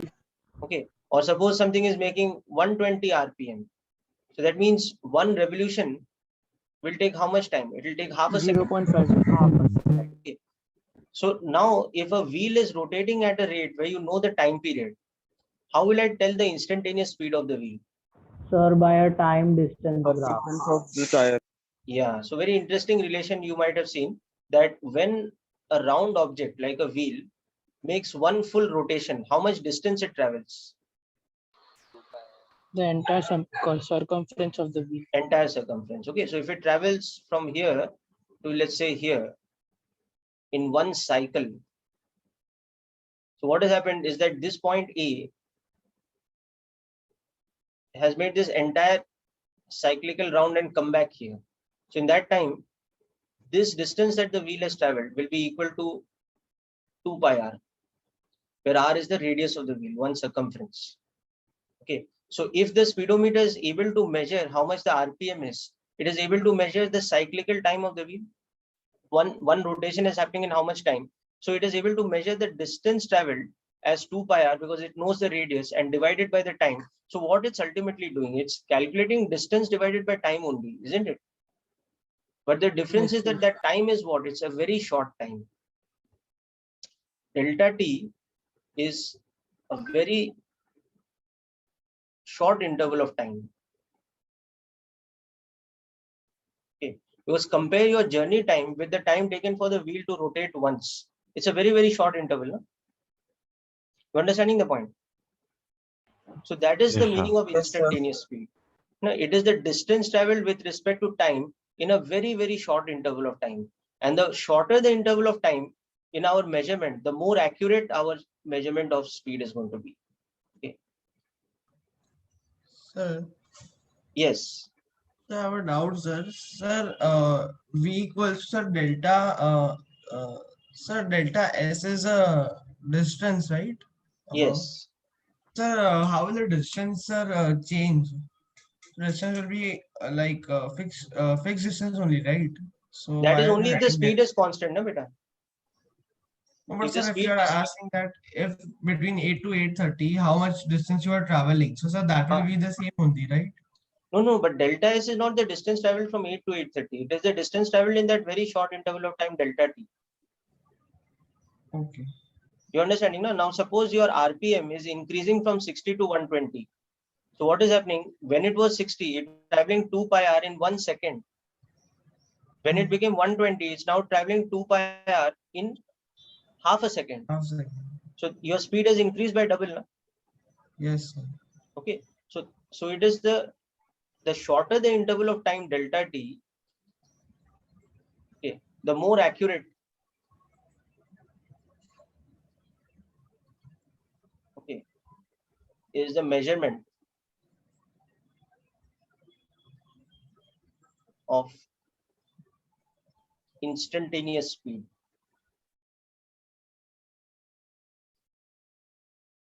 Okay. So here delta S is what? Delta S is the distance traveled in a very small interval of time. So when we write V as delta S by delta T,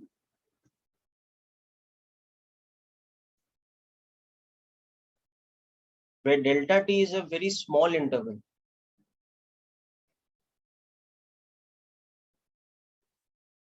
this becomes what we call instantaneous speed.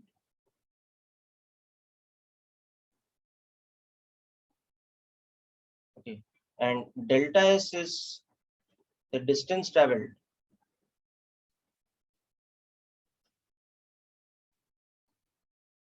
in the interval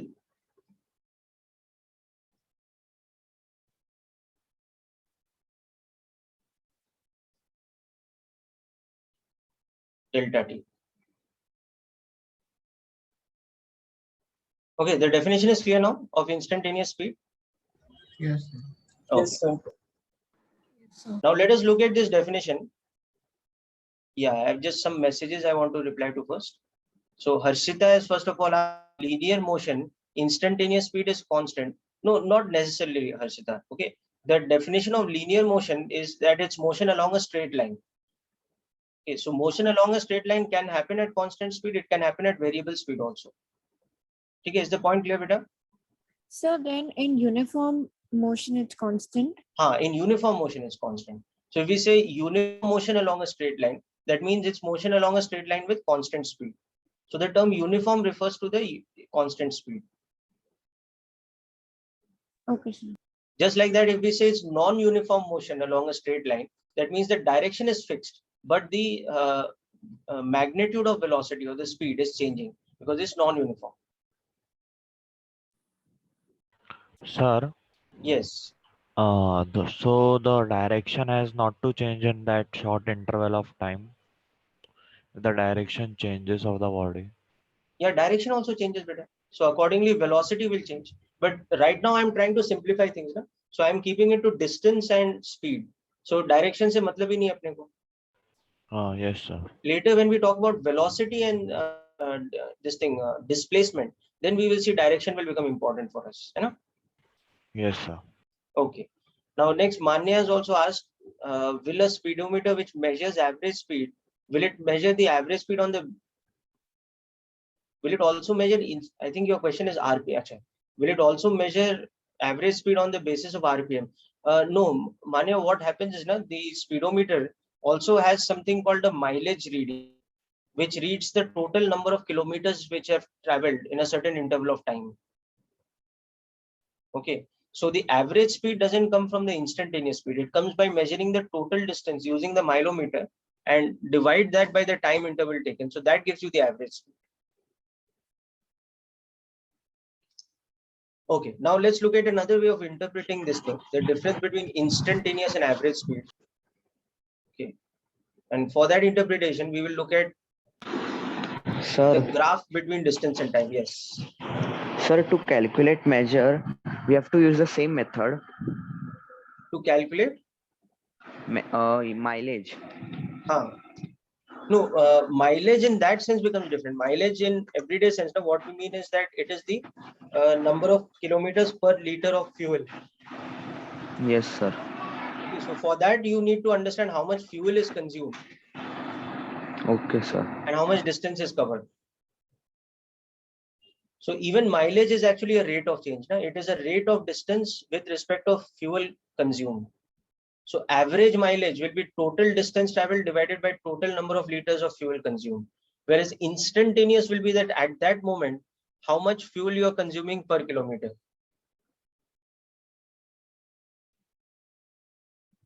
You're understanding the point? Okay, now let us look at speed from a distance versus time graph.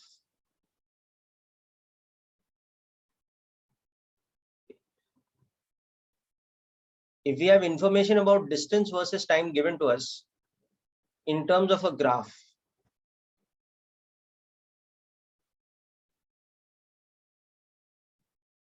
such that on that graph, the horizontal axis is the time axis.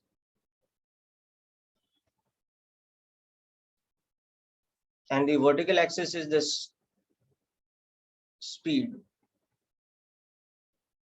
in meters per second. And we see that the graph is given something like this.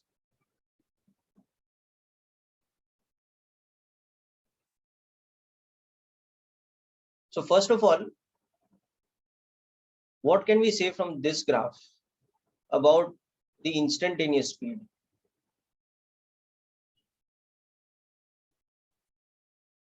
It keeps changing. It keeps changing. Very good. Okay. How we know it keeps changing?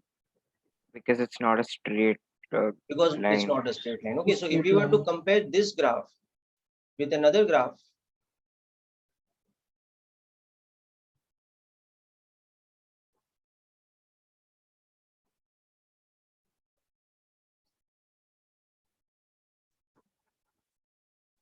where speed versus time. Now suppose this was this sort of a straight line. Sir, in the Speed second graph, remains the velocity is constant, and in the first graph, it is changing. So in this, the speed is constant. Yes. With respect to time. In this one, you can see that the speed is changing. So that means it is what we call an accelerated motion. Whereas this is with uniform speed. So that means acceleration is 0. Okay. Now, instead of this, if we were to plot a distance versus time graph,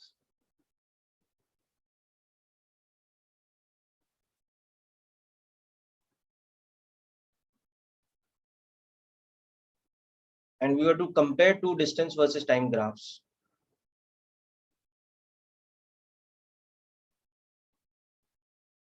so this is distance s in meters. This is time t in seconds.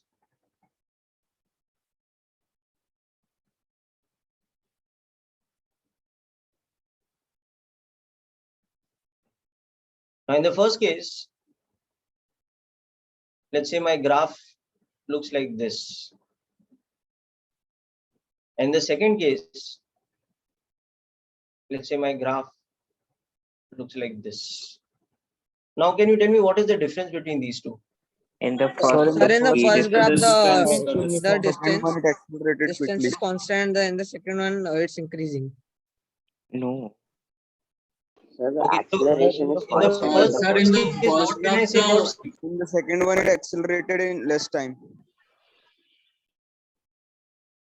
In the Okay. first graph, the speed is constant. Very good. Can we say that the speed is constant in the first graph? Is this true? Yes, sir. Yes, How sir. do we know that? Because there's no rapid change in the distance. It continuously moves in a straight line. But if the Yes. speed was not constant, then the distance would change in respect to time, different times. Yes, very good. I've heard some correct answers here. So somebody said about equal distances in equal intervals of time. Okay, so that's a very good way to understand. Another way to understand is if you look at the slope, this is having a uniform slope. So it's having a uniform rate of change. So why is the speed constant? Because Covering equal distance. delta S by delta T is constant. Okay, so if you take equal intervals of time, because it's a straight line, you can see that the distances traveled will be the same.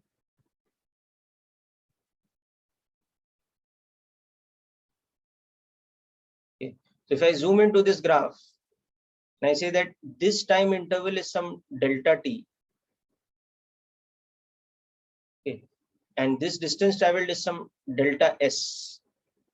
So you can see that delta s by delta t is equal to tan theta. Okay. Now if I take a second interval of time, which is the same value, so if the first one was 5 seconds, let's say, the second one is also the 5 seconds. So this triangle will be exactly the same. So this delta s will also become the same. Okay. If I take a third time interval here of the same value, So this triangle form will again be congruent. Okay. So this delta S will be the same as this delta S or this, because this angle is the same. So you can see that in equal intervals of time, it is covering equal distances. So it is having a uniform speed. Sir, Yes, how do you get delta S by delta T is tan theta? because that is the definition of tan theta, beta, perpendicular upon base. So, sir, here, Okay. so can you Tan just theta. explain in the graph? I don't get Okay, it. so equation of straight line, what is the slope of the straight line? So it's x1. Acceleration. It's y2 minus y1 upon x2 minus x1, no? Yes, sir. So यहाँ पे what is on the y-axis? There's the distance, and what is on the x-axis? There's the time. Yes, sir. So tan theta will be rate of change or not? Yes, sir. So see, in general equation of straight line, which I'm sure you studied in coordinate geometry, right?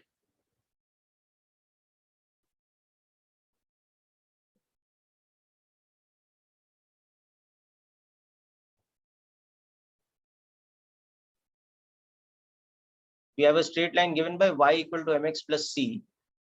Then any point you draw which has an x coordinate x1, y coordinate y1, if you compare it with any other point now,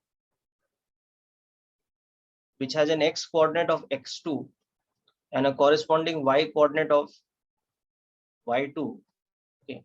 Now, if you complete this right angle triangle by drawing this, now in this you can see that this distance is this. So it is y2 minus y1, which you can call the change in the y coordinate. Okay. And this distance is the same as this, which is x2 minus x1, which we can call as delta x. And their ratio is nothing but tan theta. Okay. Now, this is the geometrical thing. Now, you can also see that algebraically, if this point is A and this point is B, algebraically for the point A, the coordinates are x1, y1. So they satisfy the equation of the line. So y1 is equal to mx1 plus c. And the point B, that is also lying on the line. So y2 is equal to mx2 plus c. So if you just subtract the two equations, what you will get? You will get y2 minus y1 is equal to m times x2 minus x1. So you can see that m is equal to y2 minus y1 upon x2 minus x1, which is this, which is basically delta y by delta x. So that is why we say that for a straight line, the equation of a straight line, m, is what we call the slope. So m is equal to tan theta, where theta is the angle it makes with the x-axis. This angle is the same as this, which is equal to the rate of change.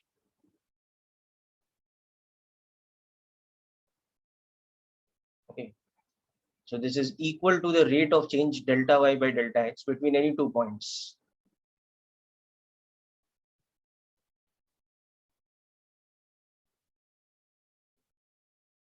Okay. So it has a uniform rate of change.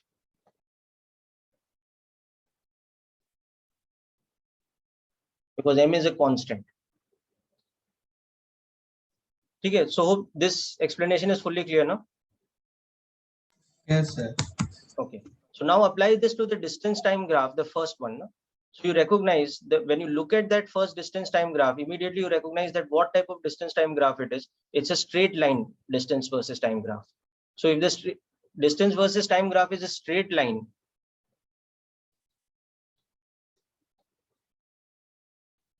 so geometrically what we understand is that it has a uniform rate of change.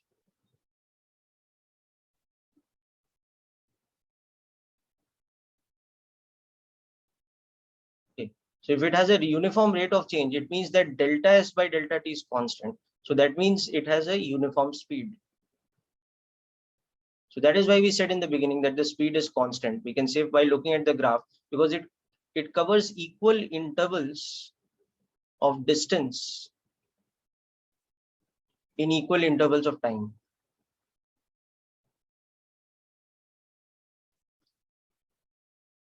So imagine if you were traveling in a vehicle whose distance versus time graph is looking like this, what would the speedometer show you? It would show you a constant reading? Yes, sir. Yes, sir. Got it? Okay, now come to this second graph. Okay. And you can see how it's quite a bit different. Because here what is happening, you can see that if you draw equal intervals of time and try to see the distance covered in those equal intervals, you'll see that the distance is in fact increasing. Can you see this? Yes, The sir. shape of the curve is such that you can see that these distances are increasing gradually. If I take this interval as delta t, but this interval is delta s1, let's say. I take another same interval delta t, but the distance traveled during this interval has increased. Then I take another same interval delta t. I can see the distance has further increased. So delta s3 is greater than delta s2, is greater than delta s1. So what we are saying is that progressively it is covering greater distances in equal intervals of time. So that is showing me what type of motion it is. Not only that it is non-uniform speed, but it is in fact increasing speed. That means it is accelerated motion.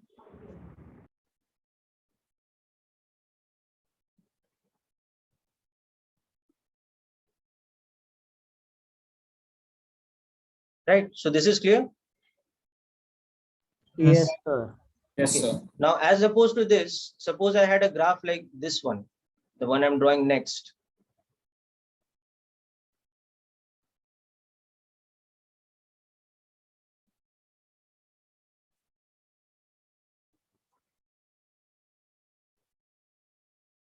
So suppose my S versus time, distance versus time graph. Now suppose that one was like this. Now what you can say for this? Decreasing speed. Yes. There's Very good. retardation. There's retardation or decelerated motion, or the speed is decreasing. But you can see for equal intervals of time, now progressively your distances are becoming lesser and lesser.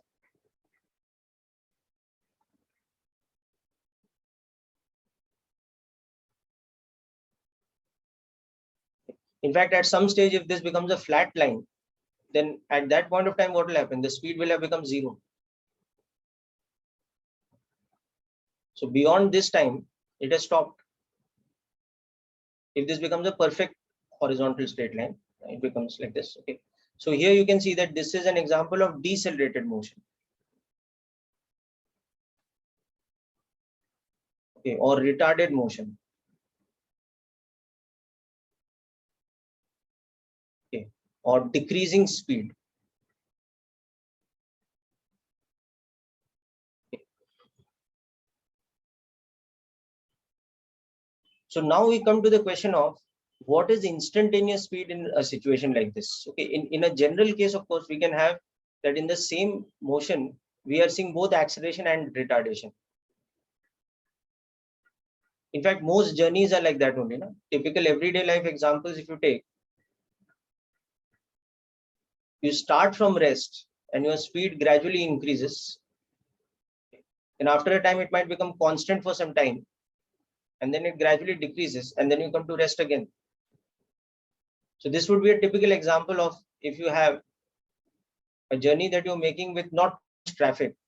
Okay, so you just start your vehicle and you gradually accelerate. So let's say from here to here, there is accelerated motion. Then let's say this part is almost a straight line. So imagine this is almost a straight line. So there is uniform motion. And then from here to here, you're gradually decelerating because you've reached your destination. So this kind of thing happens in a typical everyday journey where there's not too much random traffic involved. Or if you think of the motion of an elevator, when you step into the elevator, it starts from rest, so it accelerates for a bit. Then for some time, it will be going in at constant speed. And then as it reaches the destination floor, it will again be slowing down. Okay. And it will be decelerating before it finally comes to rest. So its distance versus time graph will look something like this. Right. So now in context of the graph, okay, last thing that we'll be discussing today, in a distance versus time graph, okay, what is average speed in a time interval? Average speed, remember, is always defined for a time interval. So T1 to T2. And what is instantaneous speed at a given instant?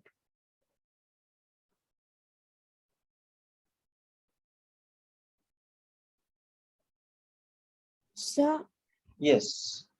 average speed would be the slope, Very nice. But of slope of what? like the difference between From T1 to T2, the slope from of T1 Yes, T1 to very T2. good. So we'll have to draw another, specific line for that, because slope is something that so far we have understood. Slope is a property of a line. It is tan theta for a line. So what you're saying is very true. Okay. So if this is our distance versus time graph, and let's take that sort of situation, the general kind of case I was talking about. So there is first acceleration, then constant speed, then deceleration, something like this is happening. Now suppose in this is the instant of time T1 that I've selected, and this is the instant of time T2 that I've selected. And I ask you that from the graph, imagine we have the graph exactly drawn to scale and all that. So I can make measurements from the graph paper and all that. And I ask you that between time T1 and T2, you want to find this. So what we'll have to do? Yeah, now you go ahead and tell me how we'll calculate from the graph. Sir, can I?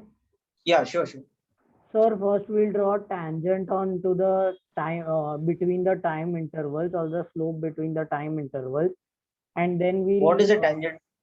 Sir, tangent is the line which touches the slope at only one point Okay. on both the parts. Okay, so we draw the tangent and then we do what? And then we draw perpendiculars on both the sides of the graph, so that we get a proper slope, and then we can calculate it further. So that is giving you instantaneous speed or average speed? Average speed. Okay, anybody else? Sir, we can calculate the speed between T1 and T2 and both the time intervals, and then we can divide them. But that is giving me mean speed, no? Arithmetic mean. I'm looking for, okay, tell me what is the formula for average speed? Total distance traveled in a certain time interval upon the total time difference. So average speed is the total distance in that time interval divided by the time interval. Okay. So what is the total distance traveled between T1 and T2 from the graph? S2 minus S1. S2 minus S1, no? And the time interval is T2 minus T1. Okay. So what is this quantity in the graph? It is a slope of a line, no? But a line which is where? The line joining these 2 points? Yes, sir, a straight line. Isn't it? So what I have to do in the graph is whatever time interval I've selected, T1 to T2, at those 2 times I have to draw 2 points on the graph. This is the point which is having time equal to T1, and this is the point having time equal to T2. And then I have to join these with a straight line, and I have to calculate its slope. Right? So if I join these 2 lines, I mean these 2 points with a straight line like this now.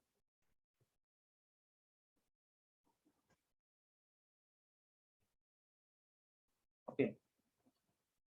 So this straight line will have the property that its tan theta or its slope will be equal to how much?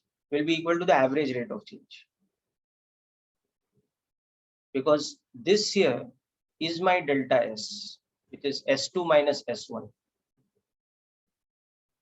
And this here is my delta T, which is T2 minus T1.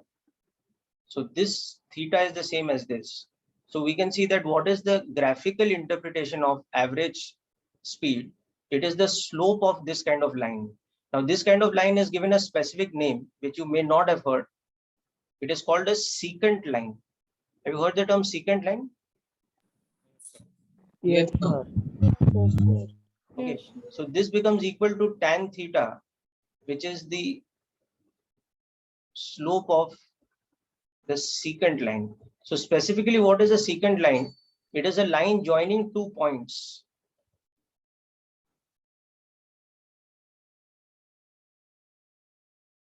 At t equal to t1 and t equal to t2 on the ST graph. Okay, so given this, this is what we mean by the average speed. Okay. Whereas now let us look at instantaneous speed. Okay. So next, if we are looking at instantaneous speed, the whole concept becomes a little more interesting because we are looking at a particular instant. You're looking at a very, very short interval of time. The shorter the interval of time, the more accurate our measurement is going to be.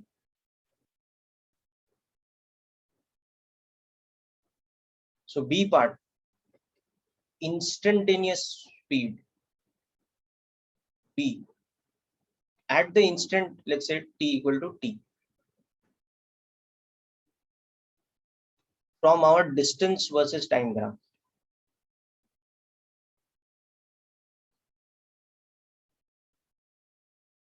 So let's say this is our distance versus time graph. And now let's say the time I've selected is here. At this time, I want to calculate the instantaneous speed. So remember, what is the definition of instantaneous speed? Distance travel in a very short interval of time. At a particular instant. So it is delta S by delta T only, but with the condition that delta T should be extremely small. Like practically, if you think about it, no? Like this time scale is probably in at least minutes entire journey that we are making. Whereas for the instantaneous speed, the speedometer was reading in one rotation. No? So typically one rotation will be in 1 millisecond or microsecond or something like that. So it's a very short interval of time. So in terms of graph, what we're doing, we are seeing that at this instant of time t, let's say the total distance from the starting is this value S. Okay. Now to measure this quantity, what I'll have to do is to make a very accurate, I'll have to zoom into this as much as I can. So let's say I'm zooming by a huge amount. Okay. I'll have to zoom up.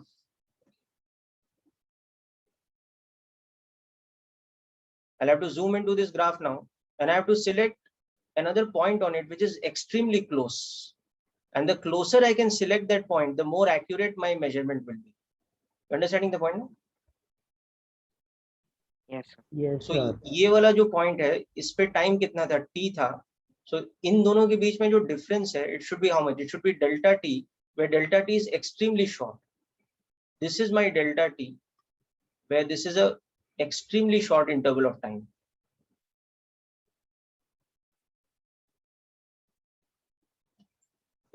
So correspondingly, what will happen if I look at the distance traveled in that very short interval of time, that will also be very small. Yes, sir. This will be the very small distance delta S, okay, which we have traveled in that very small interval of time. So this is the extremely small distance in time delta T. So by definition now, what is my instantaneous velocity? It is the rate of change of these two. It is delta S by delta T. So if I join these two with a straight line, okay, then what I will get is called a tangent line, because it's now if I draw the tangent line perfectly, now it should, in fact, when I zoom out, it should look like it's not 2 points. It's just these 2 points are merged into 1 point. It should look like that. Okay. So let's see if we can do that successfully.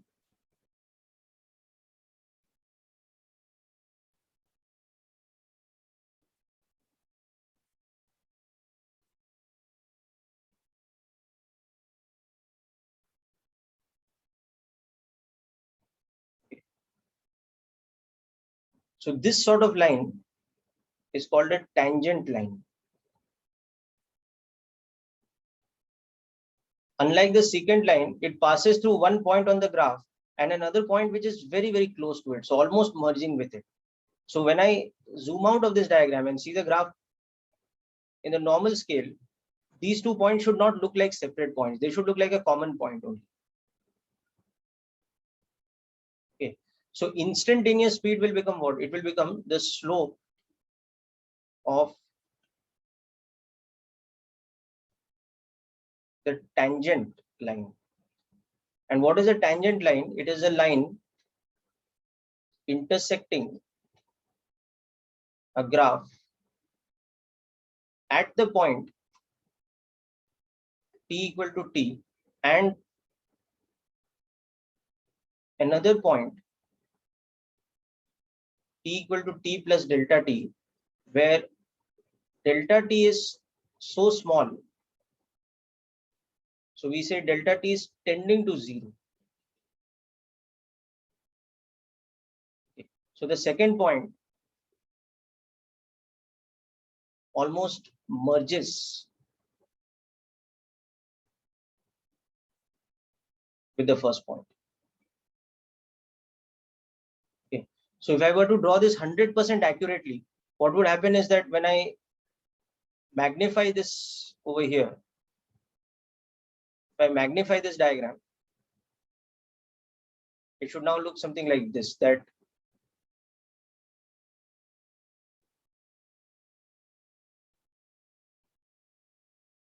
let's say this was my distance time graph. Now this point and this point are almost merged. They are almost at the same point. So there's hardly any difference between them.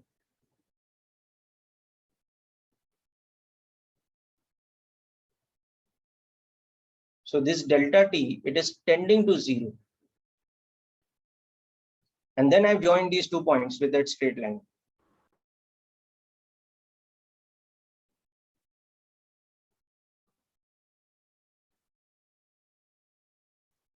So this is the tangent. And I'm finding the slope of the tangent. If you were comparing tangents at different points, you could do that qualitatively. You know, for a graph like this, you could see that the tangent here is having this kind of slope. The tangent here is having this kind of slope. So you can see that instantaneous velocity at this time t2 will be greater than instantaneous velocity at this time t1.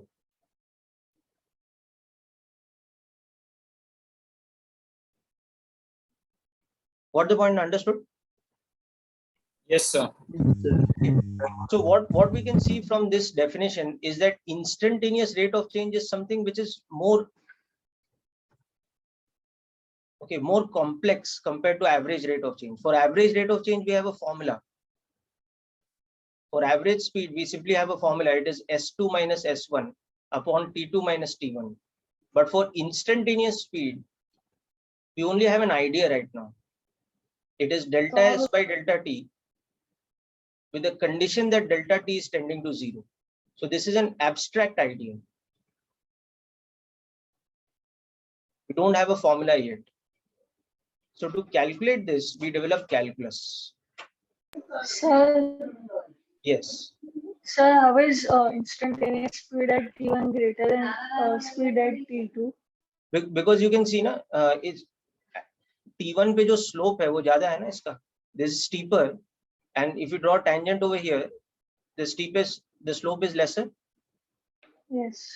So you can see V1 is greater than V2 because the slope is more for the tangent at T1 compared to T2. Okay, so don't worry, we will learn an entirely new branch of maths which is called calculus, for the purpose of doing this type of calculation only, because it is abstract. We don't have a direct formula for it like we have for the average speed. Okay.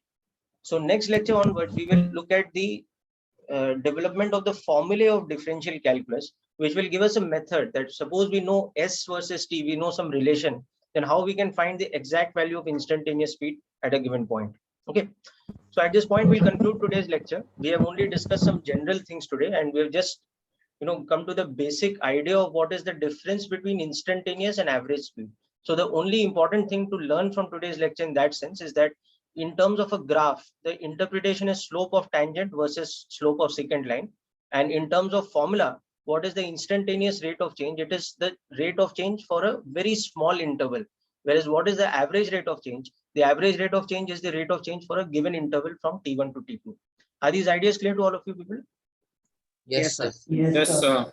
Okay, so today's session was basically a general introductory session. So don't worry too much about what we've learned, etc. The whole thing will start, the chapter as such will start from the next lecture, where we'll see how differential calculus comes into the picture to do the calculation of instantaneous rate of change. Okay, so that's it for today's session, people. Hope you've enjoyed, and thanks for attending. Thank you, sir. Yes, sir. Thank you. Thank you, sir. Bye. Yes, people. You will upload the notes, sir. Yes, I will upload the notes and the recording of the lecture. Okay, both at the end of day today. Okay, bye, people.